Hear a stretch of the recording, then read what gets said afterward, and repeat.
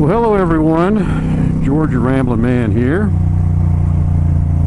It's Saturday, December the 16th, 2017. And it's been a while since I've been out on my bike. And it's been almost 2 months now since I've done any vlogging. And that's a long time for me. I missed it.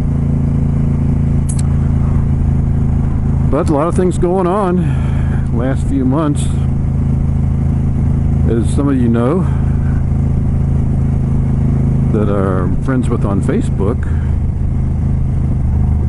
my dad passed away last week, which was obviously a sad event for myself and my family. I mentioned a few times on some blogs before that he'd been in somewhat poor health. He's 86 years old.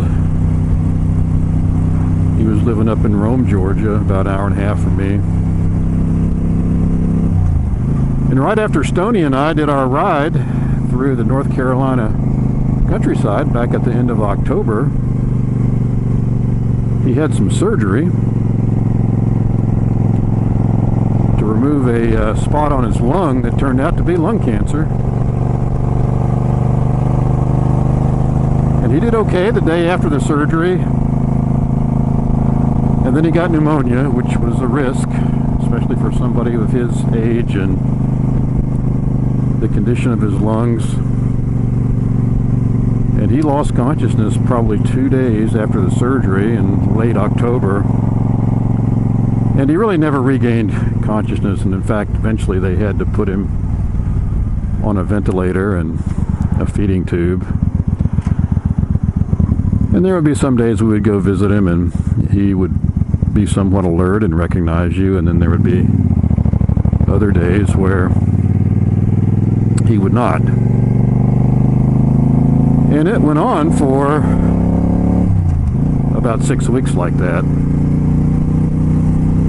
He was in intensive care. You know, you can only visit him in intensive care like 3 different times during the day for 30 minutes.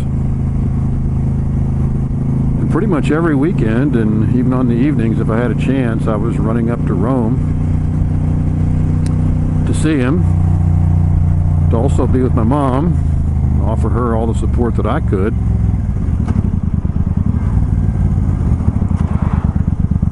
And finally the doctors came to us a week or so ago and said, you know, he's not going to get any better. We've tried to wean him off of this ventilator, and it just, he can't breathe on his own. So my mom called me. I was out in Seattle. You know, I was on my way back on the red eye anyway. And so I got back into Atlanta the morning of December the 7th, drove up to Rome. My sister got there from Woodstock, Georgia, which is an Atlanta suburb, and my wife was there, my brother-in-law was there, my mom was there, and we were with him when he passed. They disconnected the ventilator and the feeding tube, and I tell you, the line between life and death is so thin,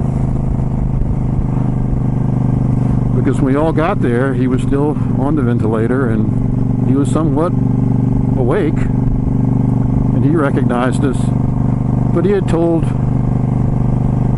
my mom earlier in the day that he was ready to go. We all got a chance to tell him that we loved him, and that I got a chance to tell him I was going to take care of Mom, not to worry.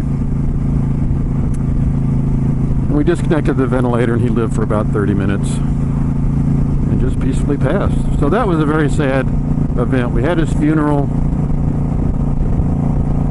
Thursday up in Rome at the church that my mom attended for over 57 years.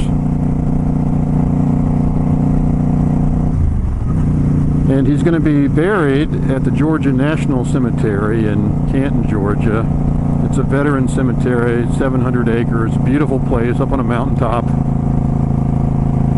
All the gravestones are the small white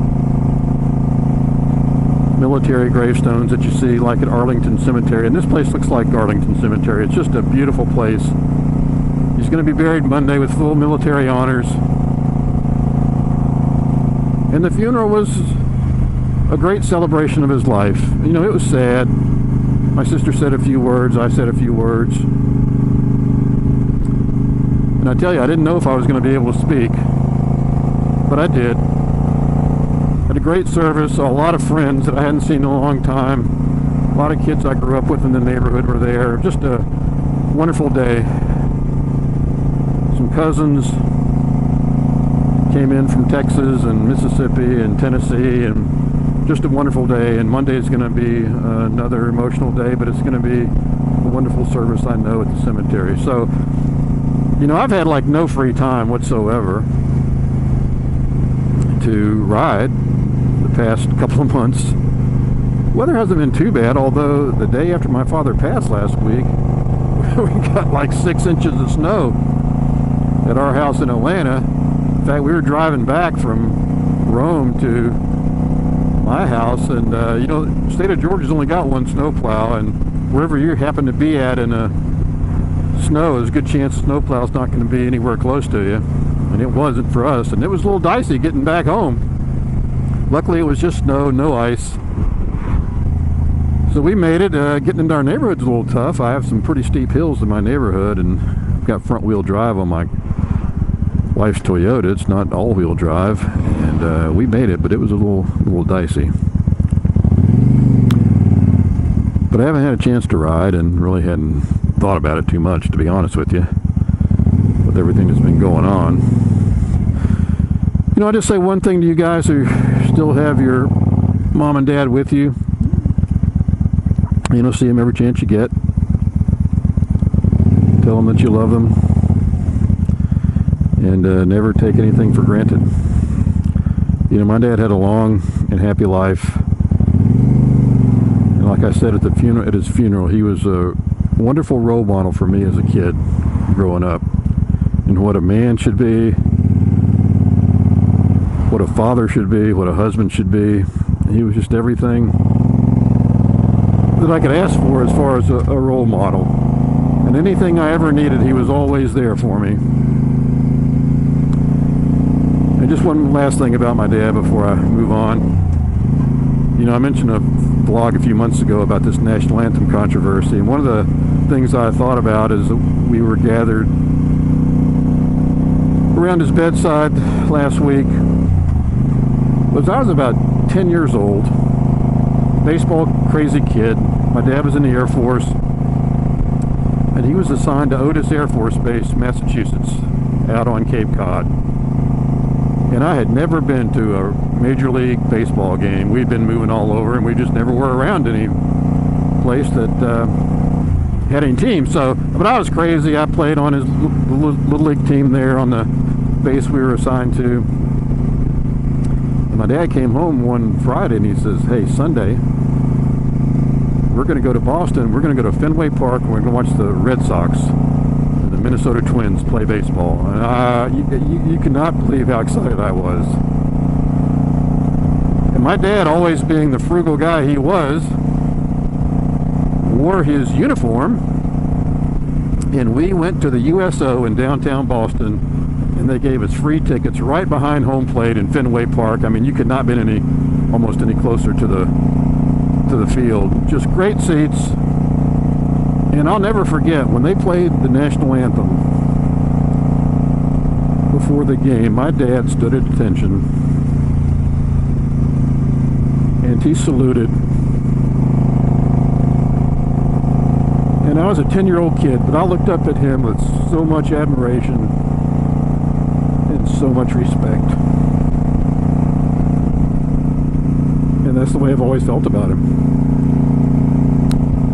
But anyway, rest in peace, Dad. You lived a good life. You had a life well lived, and you will be missed. It's a nice day today, though. It's about 50 degrees. I got another couple hours of daylight here before I'll have to pack it in. stopped by the local motorcycle dealer where I get all the service done on my motorcycle and bought myself a new little cramp buster, which is my cruise control for this motorcycle. So this little thing right here I rest my palm on. It's the closest thing to cruise control I can get. I'd broken the last one I had, so I got me a new one of those, and while I was there I told them to check the air pressure. Bike had been sitting in a cold garage for a couple of months, and sure enough, tires were a little low. So got the tires filled up with air. Got a new cramp buster here. Visited with my buddies over there at Mountain Motorsports in Roswell. And now I'm out for a little ride. It's about 50 degrees. This is the first time I've had my leather jacket on this year. Stoney did a pretty good blog a couple of weeks ago about some new heated gloves that he had bought. I'm not sure the name of them. I think he bought them from Cycle Gear. The type of motorcycle he has, the type of motorcycle I have with a windshield, no fairing. You know, the one thing that really does get cold in the winter when you're riding is your hands. You know, mine are okay today. 50 degrees is not too bad. I'm in a little traffic here, so it's a little slow, but you know, even when it's down in the 40s, I'd like to be able to ride. I tell you, I mean, much below that, I'm not sure I'm going to be out, but if it's dry and it's not raining or sleeting or snowing, you know, that's one good thing about living down here is you can get out and ride. And I've been thinking about some heated gloves. I tried to put heated grips on my motorcycle last year, and I just couldn't find a pair that would fit where we didn't have to cut the handlebars, which I didn't want to do to run all the wiring. So I've been thinking about some heated gloves. I'm not so sure how I like to be, you know, wired into the motorcycle, but I'll probably give them a try. Not sure how much Stoney paid for his, but once the Christmas season is over and maybe I can catch an after Christmas sale and pick up a pair of those. Alright guys, that's about all for me. I'm hoping to get away from these slow vehicles here soon. Coming up on Highway 372, which goes into Ball Ground, Georgia. It looks like this truck may be taking the same route, so I think I will not take this route.